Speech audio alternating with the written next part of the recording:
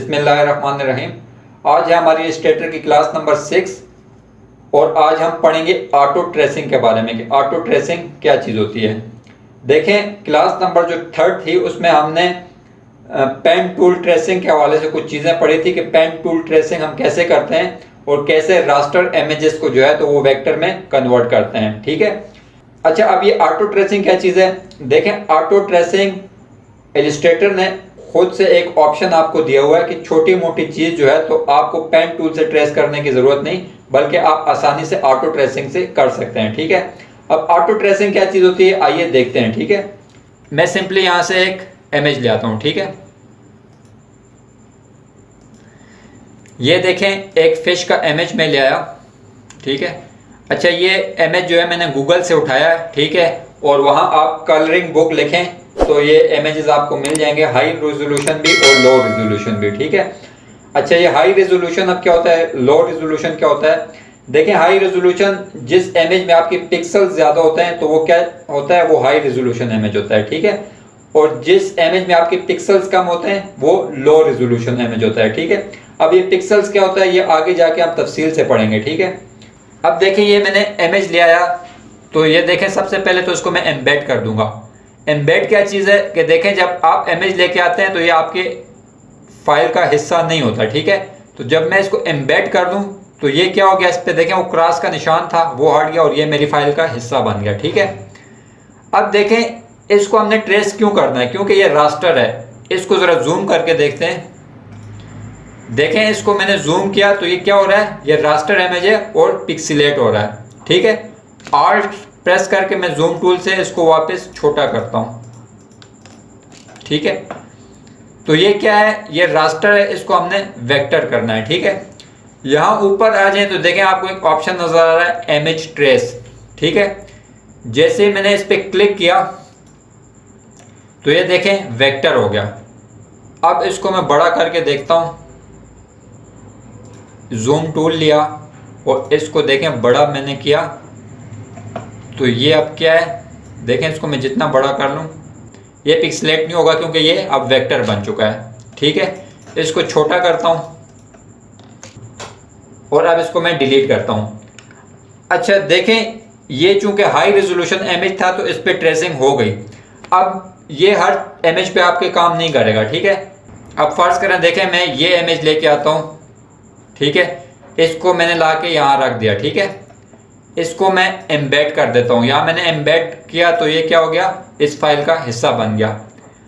अब इसको मैं ट्रेस करता हूँ। देखें, जैसे ही मैंने इमेज ट्रेस पे क्लिक किया तो ये देखें ट्रेस तो हो गया लेकिन बहुत सी डिटेल्स मेरी क्या हो गई, गायब हो गई। ठीक है।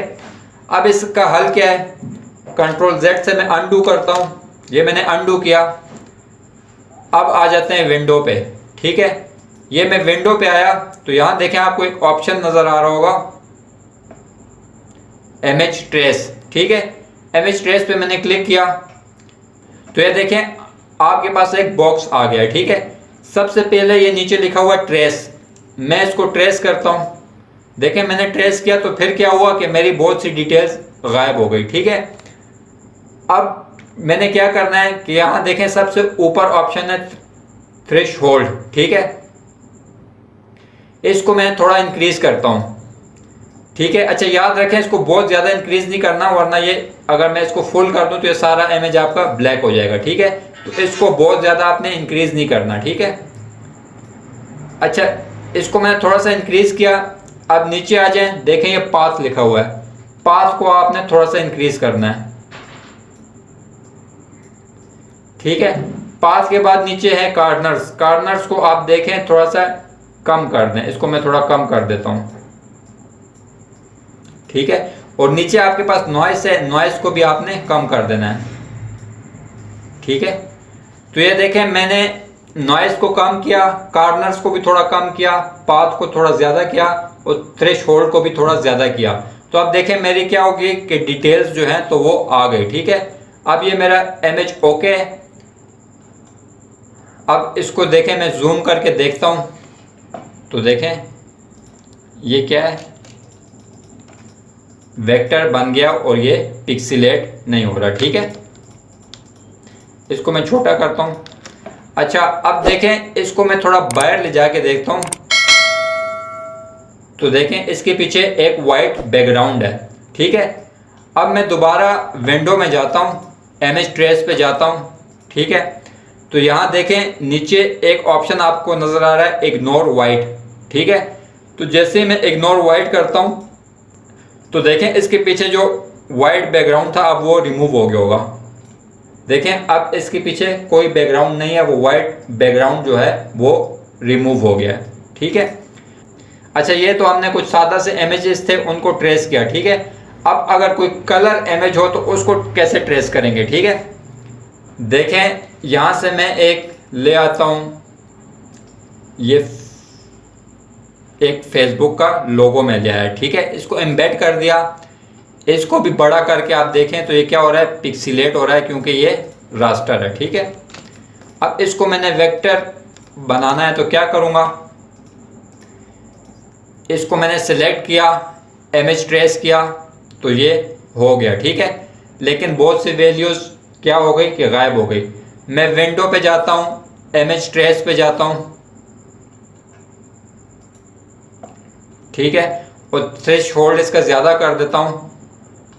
पाथ ये मैंने देखें इसका थ्रेशोल्ड ज़्यादा किया लेकिन क्या मसला हो गया कि ब्लैक एंड वाइट हो गया। ये ब्लैक एंड वाइट क्यों हो गया, क्योंकि यहाँ ऊपर आपके पास ब्लैक एंड वाइट वाला ऑप्शन ऑन है, ठीक है। इसको मैं दोबारा कंट्रोल Z से अनडू करता हूँ, ठीक है। सिलेक्ट किया, इमेज ट्रेस वाले बॉक्स पे आ गया, तो इसको मैं ब्लैक एंड वाइट से कर देता हूँ यहाँ कलर, ठीक है। कलर किया और इसको मैं ट्रेस कर देता हूँ। देखें जैसे ही मैंने ट्रेस किया अब ये वेक्टर है, ठीक है। अब आप इसको जितना मर्जी बड़ा करें ये पिक्सीलेट नहीं हो रहा, ठीक है। इसको मैं डिलीट करता हूँ और यहाँ से ले आता हूँ एक पेप्सी का लोगो, ठीक है। पेप्सी का लोगो लाया, इसको थोड़ा मैं छोटा कर देता हूँ,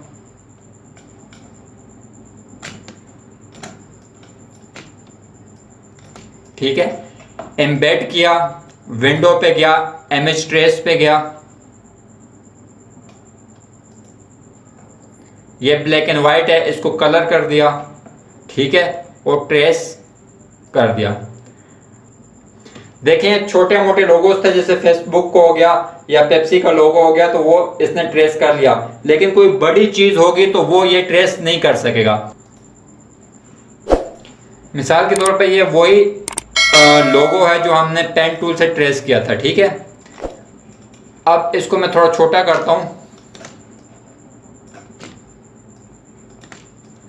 और इसको मैं डायरेक्ट ट्रेस करने की कोशिश करता हूं, ठीक है। इसको मैंने एम्बेड किया, इसको लाके इधर मैंने कलर पे किया, ठीक है, और यहाँ नीचे किया ट्रेस। तो अब देखें ये ट्रेस हो गया, लेकिन अब अगर इसको मैं जूम करके देखूं तो देखें जब इसको मैंने जूम करके देखें तो ये देखें इसके कॉर्नर्स बड़े अजीब अजीब से हैं। देखें इस जगह पे, इस जगह पे, इस जगह पे, तो इसकी कर्व्स बड़ी अजीब हैं, ठीक है। क्योंकि ये बड़ा इमेज था तो इस पे जो ऑटो ट्रेसिंग थी उसने काम नहीं किया, ठीक है। वैसे आप इसको थोड़ा बहुत एडजस्ट कर सकते हैं, ठीक है। इमेज ट्रेस पे मैं दोबारा आया और इसको ट्रेस हुआ है तो इसके भी मैं अगर ये पाथ वगैरह ज़्यादा कर दूं, कॉर्नर्स कम कर दूं, ठीक है, तो नॉइस भी कम कर दूं, तो कुछ ये है कि बेहतर हो जाएगा, लेकिन फिर भी वो चीज़ नहीं होगी जो आप पेन टूल से ट्रेसिंग करते हैं, ठीक है।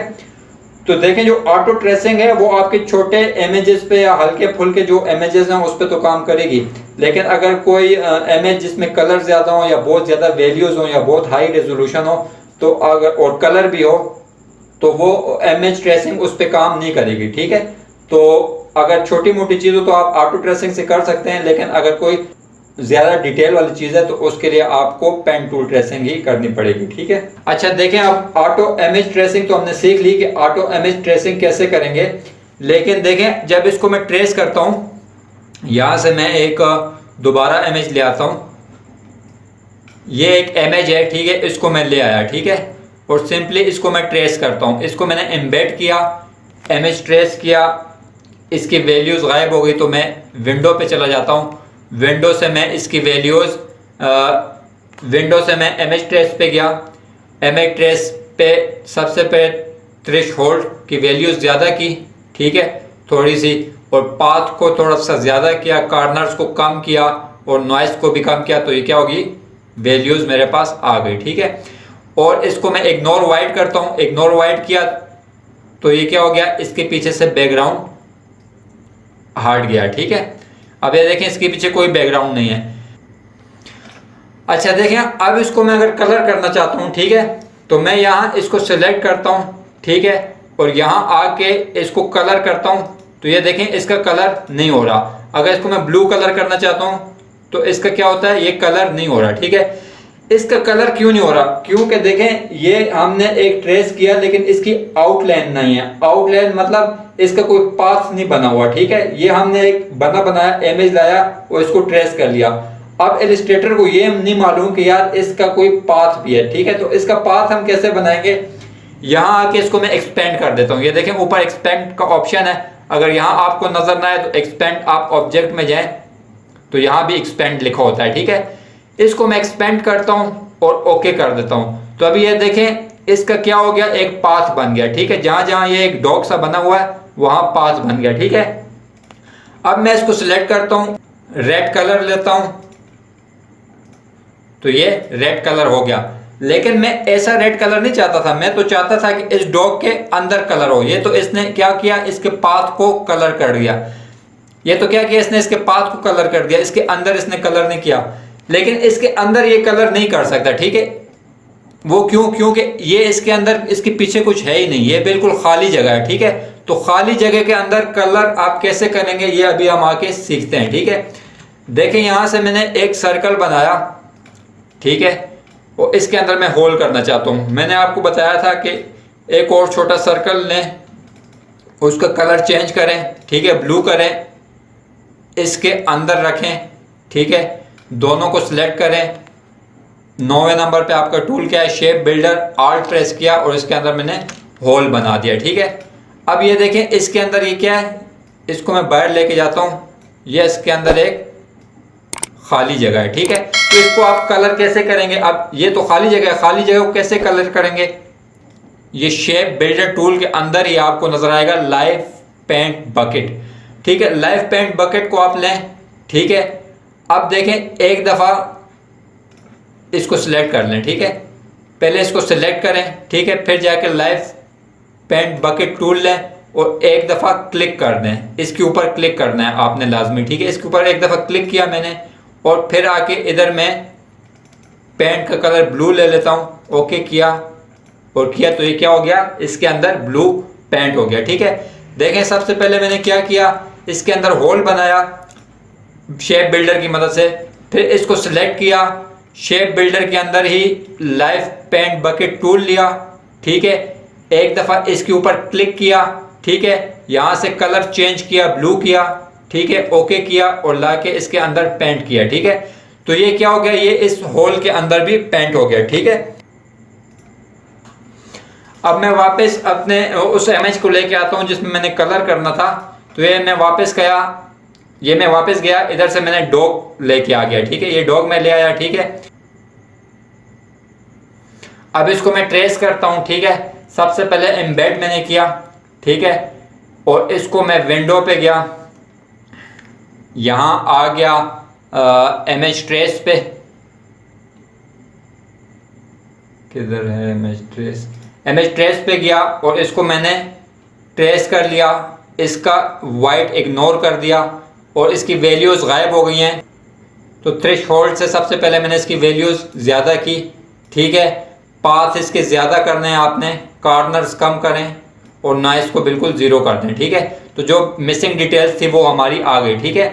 अब इसके देखें, इसको अगर मैं जूम इसका कम करूं, ठीक है,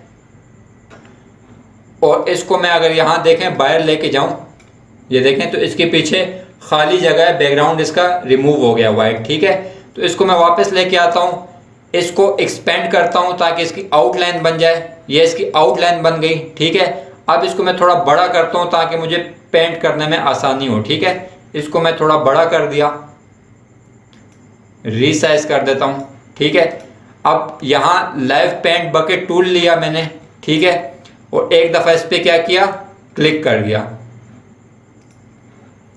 इसको पहले सिलेक्ट करना है, ठीक है। इसको सिलेक्ट किया, लाइव पेंट बकेट टूल लिया और एक दफ़ा इस पर क्लिक कर दिया।